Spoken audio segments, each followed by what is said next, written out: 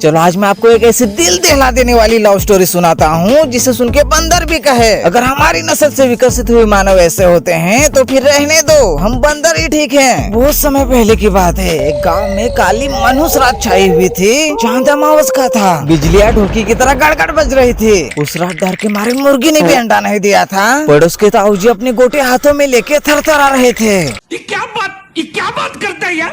Sorry, ये तो मैंने स्त्री 2 की कहानी रिवील कर दी। खैर, तो अब मेन कहानी पे आते हैं। तो कहानी है मुंजा की। ये मुंजा नाम सुन के इसे पड़ोस में रहने वाली मंजुला भाभी मत समझना, बिल्कुल भी नहीं। मुंजा है पूरा गंजा, जो है शैतान के भतीजे का गंदा बच्चा। अगर शुरुआत से शुरू करे तो ये बच्चा मुंजा बनने से पहले था एक इंसान का बच्चा जिसका नाम था गोटिया। गोटिया को अपने से 7 साल बड़ी लड़की से हुआ था प्यार। क्या नाम क्या है उसका? अगर नाम लूंगा तो वो बदनाम हो जाएगी। बदल। नाम था उसका मुन्नी।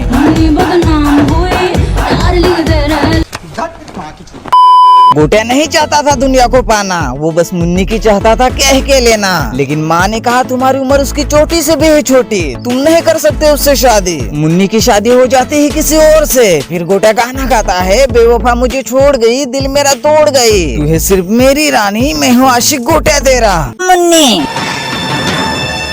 मैं तुम्हें भूल जाऊँ ये हो नहीं सकता, और तुम मुझे भूल जाओ ये मैं होने नहीं दूंगा।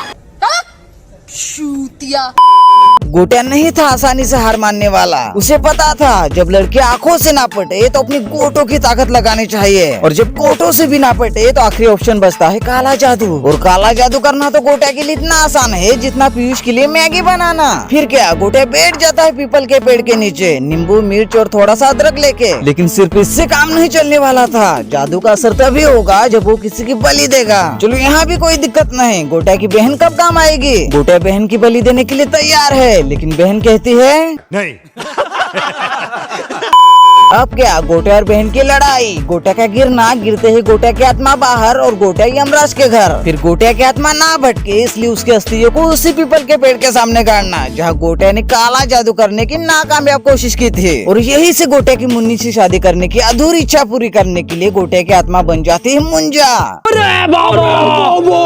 अब आगे की कहानी सिंपल है। मुंजा अपने हीरो का वंशज है, और यहाँ आप कह सकते हो कि मुंजा एक खानदानी भूत है, क्योंकि मुंजा सिर्फ अपने खून के रिश्तेदारों को ही दिखता है। नेपोटिज्म। फिर क्या, मुन्नी को ढूंढने के लिए मुंजा हीरो के पीछे, हीरो आशिक बन के हीरोइन के पीछे, हीरोइन पापा की परी बन के फॉरेनर आइटम के पीछे। ये कोई रंडी खा रहा है, ये कोई रंडी खा रहा है। फिर मुंजा की आत्मा हीरोइन के अंदर, हीरोइन की आत्मा बकरी के अंदर, बकरी पेट के अंदर, और फिर बकरी बाहर, और फिर से मुंजा की आत्मा पीपल के पेड़ के अंदर। अरे मुझे चक्कर आने लग गया। कह सकते हो कि मूवी का क्लाइमैक्स बस अंदर बाहर करते ही मूवी का दी एंड हो जाता है। पहले तो इस मूवी का जो मुंजा है उसकी हरकतें भूतों वाली तो बिल्कुल भी नहीं थी, उसकी हरकतें वर्जिन कुत्तों वाली थी। उसका मुन्नी से लगन करना तो बस एक बहाना था, असली मकसद तो बस अपनी ठरक मिटाना था। ऐसा नहीं है कि मुंजा को उसकी मुन्नी नहीं मिली, बिल्कुल मिली थी, लेकिन साला जिस तरह से गिरगिट खतरा देकर अपना रंग बदलता है, ठीक वैसे ही मुंजा ने बुढ़ी मुन्नी को देखकर अपना इरादा बदल दिया था। अब वो मुन्नी को छोड़कर बेला के साथ बेला चाव चाव खेलना चाहता था। साला जिंदा लौंडा हो या मरा हुआ बुढ़ा, सबकी कमजोरी एक ही है, पड़ोस में रहने वाली भाभी। अपने से 7 साल बड़ी लड़की से प्यार हो जाना, ये वही बच्चे होते हैं जो बड़े होकर भाभी लवर बन जाते हैं। ये वही बच्चे होते हैं जो स्कूल इसलिए जाते हैं ताकि वो अपनी ड्रीम गर्ल टीचर की खूबसूरती को निहार सके। कहते हैं कि हर कामयाब इंसान के पीछे एक औरत का हाथ होता है, लेकिन इसका मतलब ये नहीं कि आप 16 की उम्र में एक लड़की पटाओ, उसे शादी करके बच्चे पैदा करके उसे औरत बनाओ और आप कामयाब बन जाओ। हाँ, मैं मानता हूँ जल्दी का काम शैतान का होता है, लेकिन लगन करने की इतनी भी क्या जल्दी। ये तो ऐसा हुआ कि बच्चा 9 महीने बाद आने वाला है, लेकिन आप आज ही बच्चे के लिए 6 नंबर का जूता खरीदने चले हो। खैर जो भी हो, मैडॉक ने जो भूतों का यूनिवर्स खड़ा किया है वो तो बहुत ही बढ़िया है, लेकिन भूतों का जो डराने का तरीका है वो अभी थोड़ा कैजुअल है। इनकी यूनिवर्स का बस एक ही फॉर्मूला है, जान जाए पर भूतों का ठरकपना कभी ना जाए। खैर इनके भूतों में कितनी भी कमियां क्यों ना हो, इनके भूत मजे दिलाने में थोड़ी सी भी कंजूसी नहीं करते। साला मुंजा को देखकर मैंने भी थोड़ी देर के लिए सोचा था कि काश मैं भी मुंजा होता तो आज सुंदर लड़की से शादी करके अपना सपना साकार करता। साला आधी उम्र बीत गई, लेकिन आज तक एक सिंगल नारी ने भी पलट कर नहीं देखा, और जब देखा तो उसका रिएक्शन कुछ अजीब सा था। साला ये दुख का खत्म नहीं होता बे।